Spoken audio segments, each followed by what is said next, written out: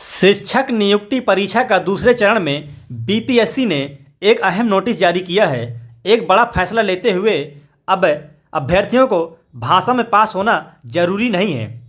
बता दें कि शिक्षक भर्ती 2.0 के तहत बीपीएससी ने कक्षा 1 से 5, 6 से 8, जूनियर 9, 10th और इंटर तथा प्रधानाध्यापक की भर्ती का आयोजन कराया था। उसमें 30 नंबर के भाषा का प्रावधान था, जिसको आयोग ने कक्षा 5वीं तक रखते हुए बाकी से हटा दिया है। आइए जानते हैं विस्तार से क्या है पूरी खबर।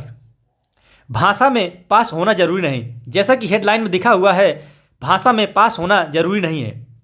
बीपीएससी ने सोमवार को शिक्षक नियुक्ति परीक्षा के दूसरे चरण में भाषा के अहर्ता के अंक की शून्य कर दिया है। यानी कि अब जो भाषा के अंक थे उसके आधार पर मेरिट नहीं बनेगी, ना ही उसका प्रभाव मेरिट पर पड़ेगा।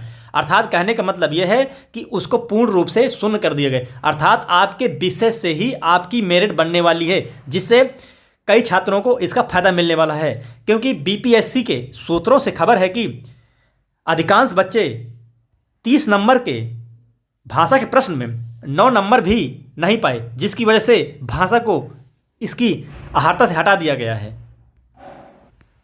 आयोग की तरफ से दिए गए नोटिस में साफ कहा गया है कि भाग 1 से 5 तक के यानी कि भाग 1 यानी कक्षा 1 से 5 तक के अभ्यर्थियों को अहर्ता के प्राप्तांक में मेरिट लिस्ट तैयार करने में प्रयोग किया जाएगा। यानी कि सिर्फ कक्षा 1 से 5 तक के अभ्यर्थियों के लिए ही भाषा के विषय में पास होना अनिवार्य है, तथा उसका प्रभाव मेरिट लिस्ट में भी पड़ सकता है। जब आप किसी दूसरे व्यक्ति के समकक्ष अंक प्राप्त करते हैं तो भाषा के आधार पर आपको चयन की प्रक्रिया में उसकी मदद ली जाएगी। क्वालिफाइंग में हिंदी और अंग्रेजी मिलाकर लाने थे कुल 9 नंबर। जैसा कि आपने नोटिस में पहले ही दिया हुआ था कि 30 नंबर के भाषा के प्रश्न में जहां पर 22 नंबर अर्थात 22 प्रश्न हिंदी के तथा 8 प्रश्न अंग्रेजी के दिए हुए थे, उनमें सिर्फ आपको 9 अंक प्राप्त करना था, जिसमें कई छात्र 9 अंक भी प्राप्त नहीं कर सके, जिसकी वजह से आयोग को बड़ा फैसला लेना पड़ा है। वहीं पर एक और न्यूज आई थी कि NIOS से डीएलएड करने वाले अभ्यर्थी यदि बीएड पास हो तो योग्यता संशोधित कर लें। यानी कि आपके कुछ दिन पहले सुप्रीम कोर्ट ने 18 महीना के नोच से जो डीएलएड की डिग्री किए हुए थे उसको अवैध घोषित कर दिया था। इसी के आधार पर बिहार शिक्षक भर्ती बोर्ड ने एक बहुत ही बड़ी राहत देने के लिए अभ्यर्थियों के लिए पुनः पोर्टल खोल दिया है।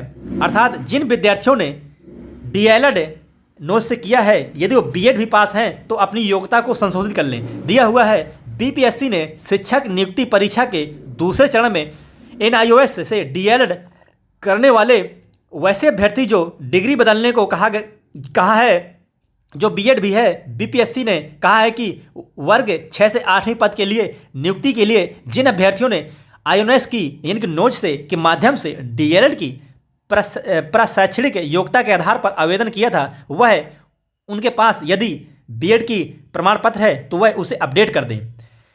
19 और 20 नवंबर तक आयोग की वेबसाइट में ऑनलाइन bpsc.bihar.gov.in में जाकर अपने यूजर आईडी पासवर्ड को डाल करके आप अपने नोट्स की डीएलएड की डिग्री को हटा करके बीएड की डिग्री को अपडेट कर दें, जिससे आपको भविष्य में किसी भी प्रकार की समस्या न हो। विकल्प में कर सकते हैं संशोधन।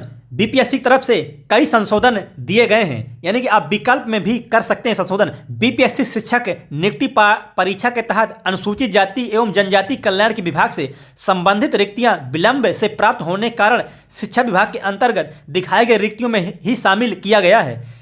इसके लिए कोई अलग से आवेदन एवं शुल्क नहीं लिया गया है। अतः अनुसूचित जाति एवं जनजाति कल्याण विभाग को अंग्रेजी वर्णमाला क्रम में जिलों की सूची के अंत में शामिल करते हुए संयुक्त सूची को क्रम में जिला व विभाग आवंटित किया जाएगा। अर्थात जो विद्यार्थी अपनी नियुक्ति पाने के बाद जिन जिलों का प्रेफरेंस चूज किया था उसमें भी अनुसूचित जाति और जनजाति के छात्र संशोधन कर सकते हैं और प्रारंभिक वरीयता डाल सकते हैं। उसी प्रकार एक और बड़ी खबर है बीपीएससी की तरफ से, आयोग की आंसर की पर दर्ज करा सकते हैं आपत्ति। बीपीएससी ने सोमवार को 18 दिसंबर को आयोजित वर्ग 9वीं से 10वीं की गणित एवं वर्ग 6 से 8वीं भाषा हिंदी व अंग्रेजी विषयों का प्रश्न पुस्तिका औबंधिक उत्तर जारी कर दिया है।